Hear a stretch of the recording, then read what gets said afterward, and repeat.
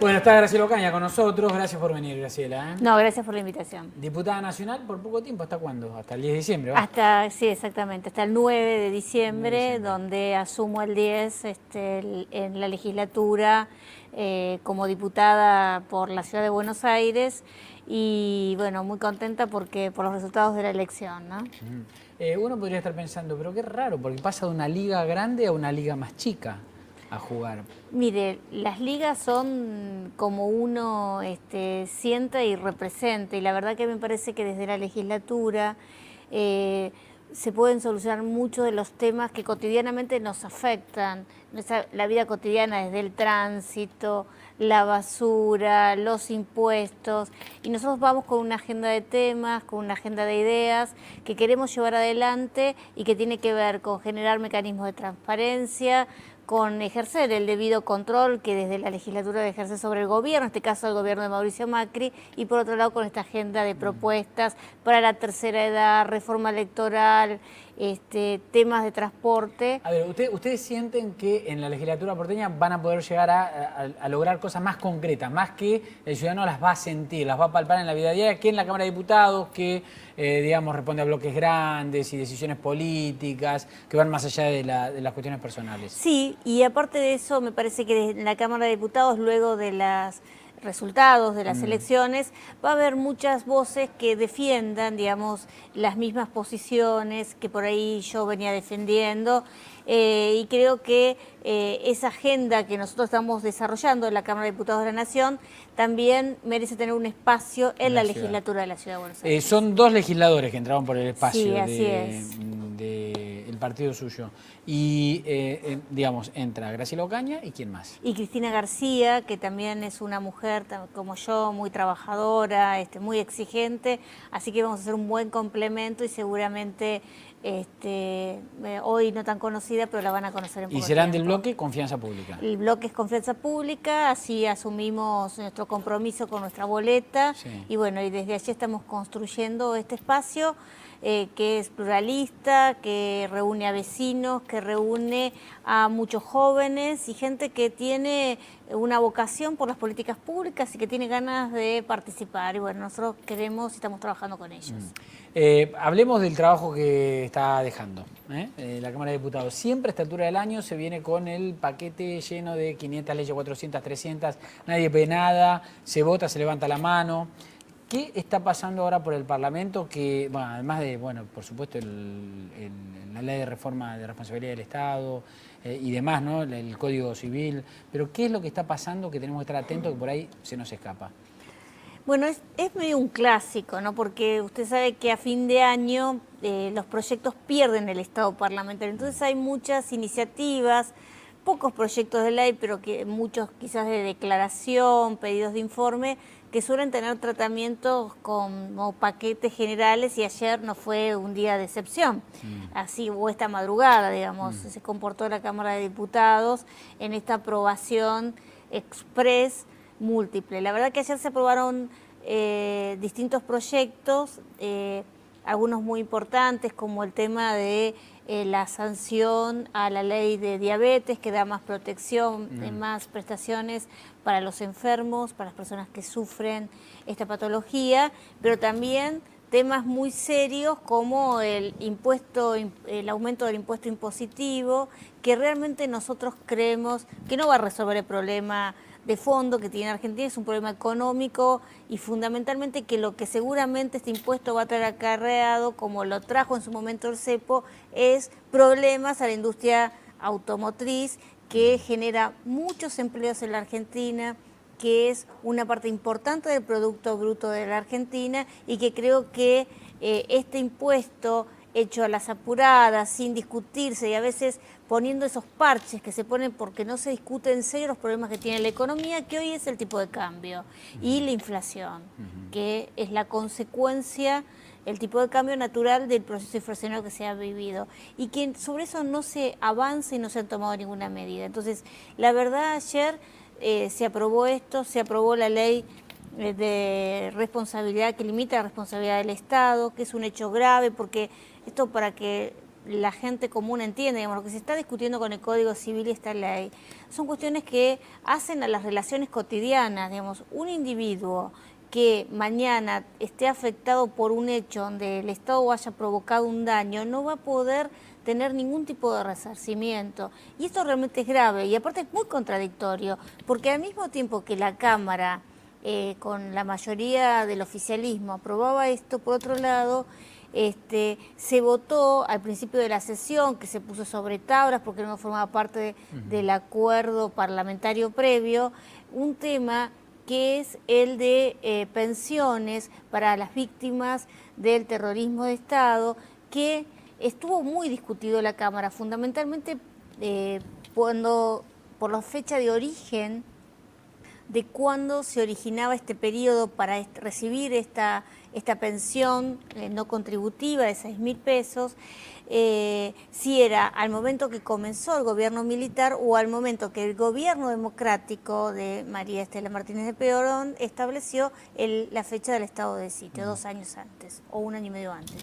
Entonces, estas discusiones que por un lado pedimos y votamos una protección y que el Estado se haga cargo por una lesión que tuvo, por los daños que trajo como consecuencia de su accionar durante el proceso militar, y por otro lado decimos que de acá en adelante cualquier ciudadano que sufra una misma situación no lo va a poder reclamar. Entonces, la verdad que es poco serio, creo que es violatorio de los derechos humanos y va a afectar a los ciudadanos argentinos. Muchas veces escucha estas cuestiones y no está al tanto de cuál es el fondo. Parece ¿no? haber de un la cambio cuestión. igualmente, en el discurso, porque tal vez en las políticas iban por ese lado, ¿no? Del gobierno, me refiero a Kicillof diciendo en su momento que por Repsol no iban a pagar nada y ahora haciendo un acuerdo, cosa que corresponde, ¿no? Obviamente, pagar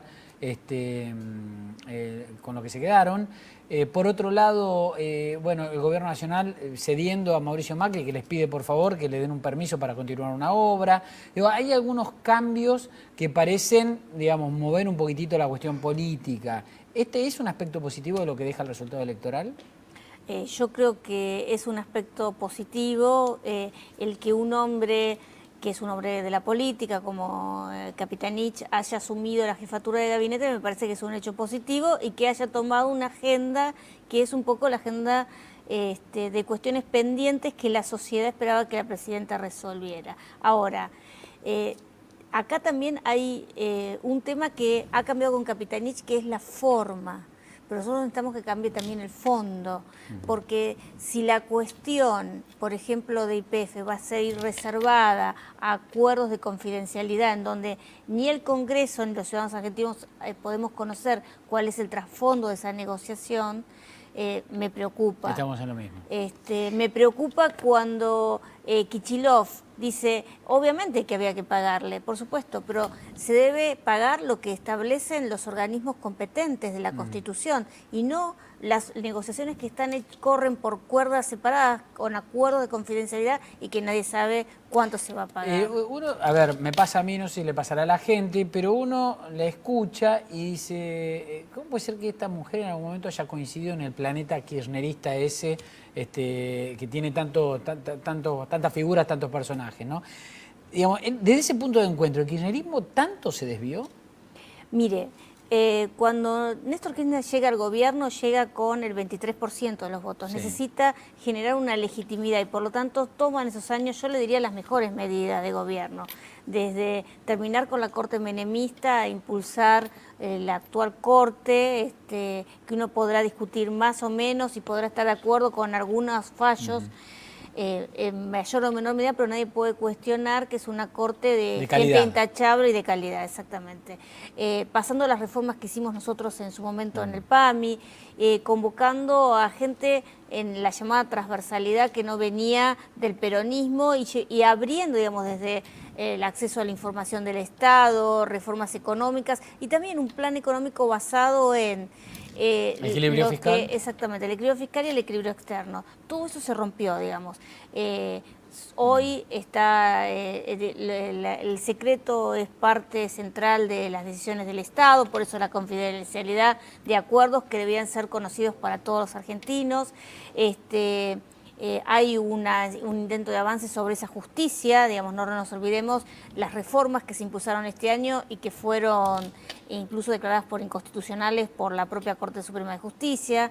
Creo que hay cambios muy profundos. Ese equilibrio económico, macroeconómico que existía al principio se derrumbó. Desapareció. Y bueno, y hubo un gobierno construido, y por eso la derrota electoral, sobre una idea de ir por todo. Creo que ahora el equilibrio político ha cambiado y también ha cambiado esa relación, pero necesitamos que se aborden los problemas de fondo. Y un problema de fondo es la inflación, otro problema de fondo tiene que ver con la seguridad de los ciudadanos en torno a la inseguridad y el tema del narcotráfico. Y esas cuestiones son las que hay que abordar y que hoy siguen pendientes. Dos cosas que antes de que se termine la charla.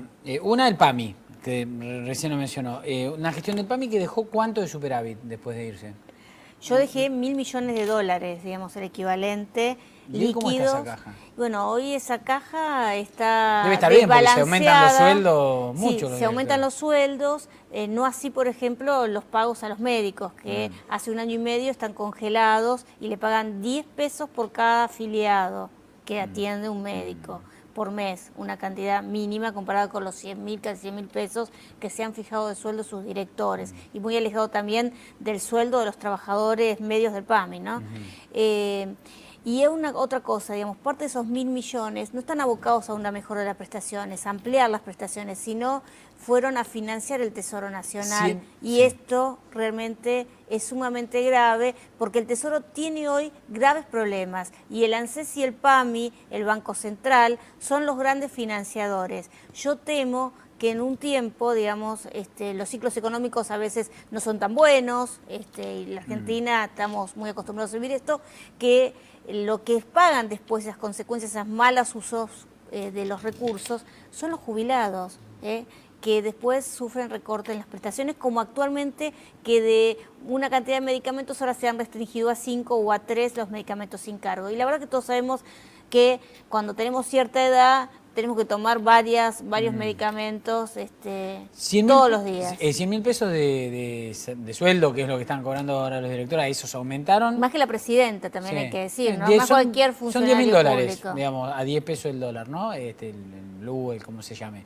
¿Ustedes cuánto cobraban cuando eran directores? Nosotros nos cobrábamos un equivalente de lo que sería un subsecretario, un director de Estado, que es bastante por debajo, muy por debajo de eso, y nosotros estamos propiciando un proyecto de ley junto al diputado Garrido para que se limite, digamos, tanto en el caso del ANSES como el del PAMI, a los directores que vayan del Estado a una cantidad, a estos niveles o a un equivalente a 10 jubilaciones mínimas. Porque hay que acordarse que un jubilado gana en Argentina 2.700 pesos.